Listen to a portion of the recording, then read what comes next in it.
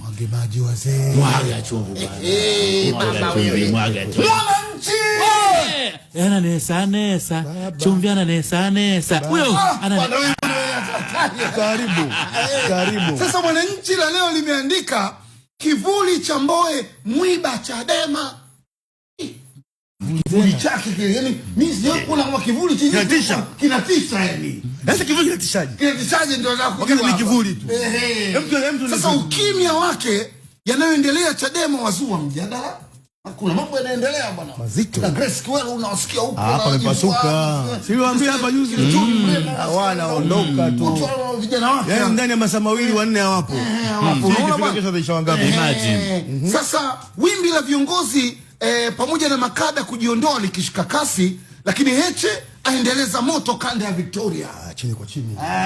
Heche anaendelea kukamua tu. Heche namuona na Mnyika huko. Wao wanaendelea na no reforms, no election. Yaani wakati huko mambo mengine yanaendelea, ajenda lazima. Wenyewe endeleeni tu kama yaani ajenda lazima ifike. Sisi tunaongeza kasi. Sisi sasa tunawajua sasa uhalisia, kumbe hawa. Wanapojitoa ndio mnajitokeza sasa. Maka si unajua alikuwa anajificha ndani hatuwajui. Unajua walitokeza kwanza wale G55. Wale ndio tulikuwa tunawaona wenyewe. Kina sidhani John Mrema. Kina John Mrema. Sasa hivi ndio tunaona kina Grace Kiwelu, kina nani. Kwa hiyo kile ambacho alikisema Mrema, sisi ni sura tu hapa. Lakini nyuma yetu sisi kuna kundi kubwa. Ndio kina Kiwelu sasa. Ndio tunakiona sasa. Waona jana kina Salum Mwalimu. Kina Salum Mwalimu. Kina Salum Mwalimu. Tunaanza kuwaona wanatoka mmoja mmoja. Sasa hichi kivuli kinafanyaje sasa? Sasa hichi kivuli sasa ndio gazeti la Mwananchi la leo ukurasa wa 4 limeandika kivuli hiki ambacho jinsi kilivyokuwa mwiba. Maana mimi sijaona kivuli kinachoma kamwe. Wewe bwana, sasa hiki sasa licha ya uamuzi wa kukaa kimya kwa aliyekuwa mwenyekiti wa Chadema Freeman Mbowe kuhusu yanayoendelea ndani ya chama hicho, kivuli chake kimeendelea kuwa mwiba wenye athari lukuki. Sasa dhana ya hisia kwa yuko nyuma ya makundi yanayopingana mitazamo na uongozi wa sasa wa chama hicho zimeendelea kugubika fikra za wengi, huku ukimya ukiwa ndio uliobaki kuwa jawabu pekee la Mbowe kuhusu yote yanayoendelea. Maka unajua afadhali tungemsikia mstaafu bwana mimi niko hivi na hivi bwana, mimi niko hivi au siko nyuma yao, au mimi niko hivi, mimi niko na no reforms, no election, au mimi niko na G55, au mimi niko yupo kimya. Au yuko kimya tu. Chagua ukimya. Kimya. Kwenye hizi kachagua wakati. Sasa amebaki kimya. Hata katikati ya nyakati ambazo yuko nje ya uongozi wa chama, lakini matusi, kebehi na mashambulizi ya kisiasa yanatupwa dhidi yake, jambo ambalo wadau wa siasa wanalihusisha na kubaki kivuli chake ndani ya Chadema. Unajua makebehi ya nini? Yaani mwamba bwana vipi nini? Kimwamba. Kuna maneno huwa yanazungumzwa kwamba wakati mwingine ukimya pia ni jibu. Sio tujibu. Ukimya ni kelele kubwa kuliko nyingine yoyote. Yaani hapa mtu anapiga kelele kama Mbowe. Ukimya ndio maana wewe unachanganyikiwa. Na ndio maana sasa kashaka msimamo wake. Na ukimya huu sasa ukija kwamba akihusishwa kwa maana kuna hili kundi linatoka kimya. Akihusishwa bwana wewe kuna no reforms. Lakini juzi nimeona mmoja wa watu wake wa karibu kabisa bwana Wenje. Mimi niko na no reforms, no election. Jasho linawatoka. Wanajua kabisa Wenje Swahiba kufa na kuzikana. Mbowe ndio alikuwa anagombea nafasi ya makamu. Alafu anasema mimi nimo. Jasho linawatoka. Na mjumbe wa kamati kuu. Na mjumbe wa kamati kuu. Kama hivi jasho. Mwenyekiti wa kanda ya Ziwa. Yaani afu kanda ya Ziwa ndio kanda sasa. Kanda ya Ziwa ndio kanda. Yaani pale ngome. Mzaha pale. Mzaha pale. Ndio watu wanapasuka. Wenje na wakati ngumu sana.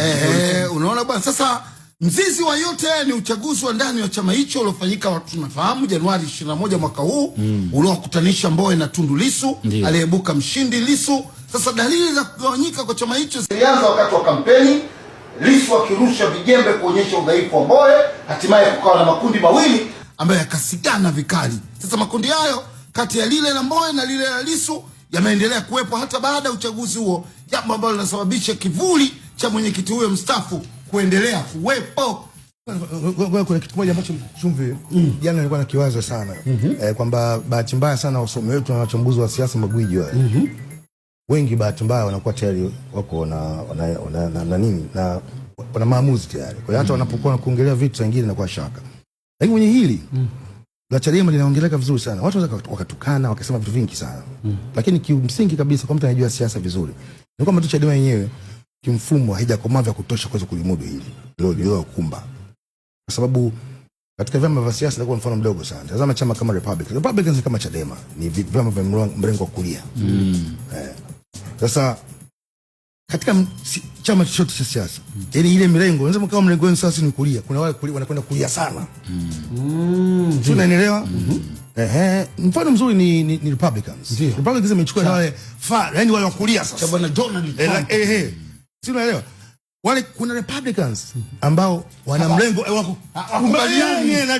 kubaliana sana kulia. So nataka wale kidogo wanakuwa liberals kidogo. Kuna namna yao ya kuwa classify kwenye siasa. Hivi vitu vinaeleweka kisiasa kabisa. Chadema kilichotokea unaona kabisa dhahiri shahiri. Ukimwangalia Tundu Lissu na Heche unaona kabisa wataingia yani ni msimamo uliolala kulia kabisa. Walikuwepo siku zote na wapo wengine wengi ndani ya Chadema hivyo. Lakini kuna kawaida mivutano huu hajawahi kuisha. Kikubwa ni nani wanachukua madaraka. Nani anaenda kuongeza chama kama Trump.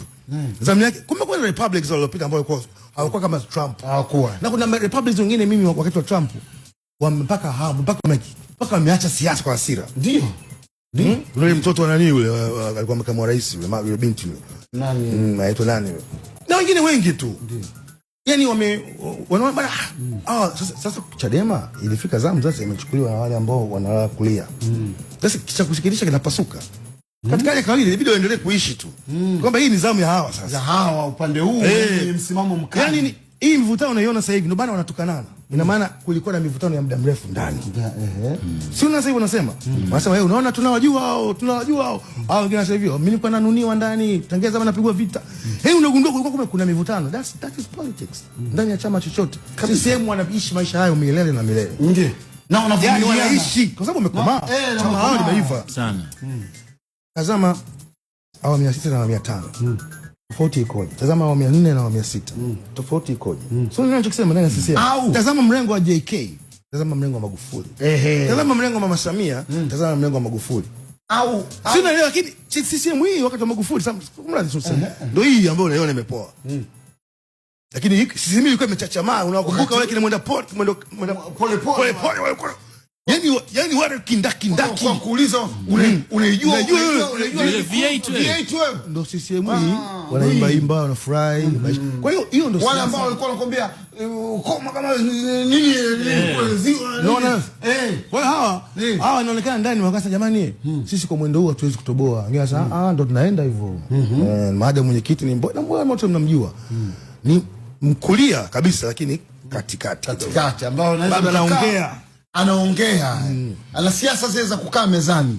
Kurasa za magazeti.